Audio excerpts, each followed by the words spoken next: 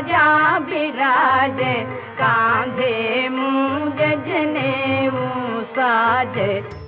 வணக்கம். 5ஆம் சௌப்பாயில சொல்லியிருக்கிற விஷயங்களை பத்தி இன்னைக்கு நாம விரிவா பார்ப்போம். போன சௌப்பாய் வரைக்கும் அவரோட அழக பத்தி வர்ணனைகளை பார்த்தோம். இந்த பகுதியில அவர் கைகள்ல வச்சிருக்கிறதையும் உடல்ல தாங்கி இருக்கிறதையும் மையமா வச்சு அமைச்சிருக்காங்க. அவரு ஒரு கையில மின்னல் போன்ற சக்தியுடைய கதையும் இன்னொரு கையில கொடியும் வச்சிருக்காரு. அவரோட தோள் மேல புனித நூல் அணிஞ்சிருக்காரு. இங்க கதை அவரோட பலம், சக்தி மற்றும் தடைகளை கடக்கக்கூடிய ஆற்றலை குறிக்குது. கதைங்கிற ஆயுதத்துக்கே ஒரு ஸ்பிரிச்சுவல் சிம்பாலிசம் இருக்கு. அது அதர்மத்தை அழிச்சு தர்மத்தை நிலநாட்டுற ஆயுதமா பார்க்கப்படுது. ஹனுமார் தன்னுடைய கைகள்ல கதையை வச்சிருக்கிறது மூலமா அவரு ரட்சகராகவும் காப்பாளராகவும் சித்தரிக்கப்படுறாரு. இன்னொரு கையில அவரு கொடி பிடிச்சிருக்கிறதா சொல்றாங்க.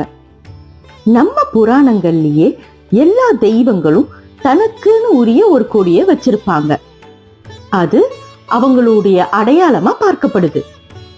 உதாரணத்துக்கு விஷ்ணு கருடர் உருவம் பதிச்ச கொடியும் சிவன் ரிஷப உருவம் இருக்கிற கொடியும் வச்சிருப்பாங்க.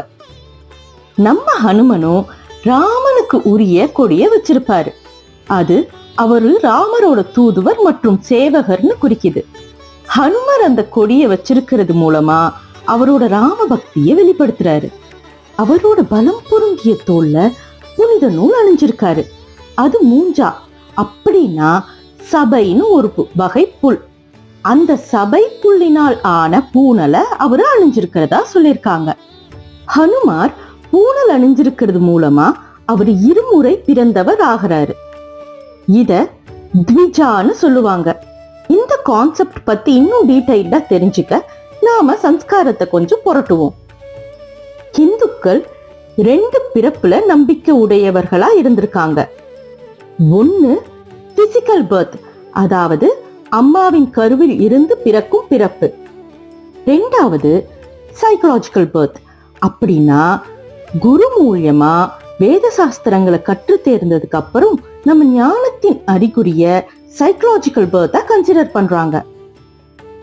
எப்போ நமக்கு கர்மம், தர்மம், அகம், ஆத்மா பற்றின புரிதல் வருதோ அப்ப நாம மீண்டும் பிறக்கிறோம் அப்படின்றது ஐதீகம். இந்த ஐதீகத்தின் அடிப்படையில சூரிய பகவான் கிட்ட இருந்து ஞானத்தை கற்று தேர்ந்ததின் அறிகுறியா ஹனுமனும் தன்னுடைய இடப்பக்க தோல்ல பூனல் அணிஞ்சு இருக்காரு. இந்த பூனல்ல இருக்கிற 3 ஸ்ட்ரீம்ஸ், அதாவது ட்ரினிட்டிய குறிக்குது. பிரம்மா, விஷ்ணு, சிவனை குறிக்கிறதா சொல்றாங்க. இன்னொரு குறிப்புல நமது 3 கடன்களை நினைவூட்டும் விதமா இருக்குன்னு சொல்றாங்க. இந்த 3 கடன் அப்படிங்கிறது கடவுளுக்கு, பித்ருக்களுக்கு, ரிஷி அல்லது குருக்கு நாமப்பட்ட கடனை குறிக்குது. இந்த கடனை நல்ல செயல்கள் செஞ்சு தர்ம சாஸ்திரங்கள் சொல்றபடி நாம வாடுறது மூலியமா அடைக்க சங்கல்பம் செய்யறதா இன்னொரு கருத்தும் இருக்கு. இது எல்லாத்தையும் சேர்த்து பார்க்கும்போது சத்திரியனுக்கான வீரத்தையும், வைஷ்யனுக்கான புத்தி கூர்மையும், பிராமணுக்கான ஞானத்தையும் மற்றும் சூத்திரனுக்கான தன்னலமற்ற சேவை மனப்பான்மையும் உடையவர் நம்ம ஹனுமான் அப்படின்னு சொல்லியிருக்காங்க.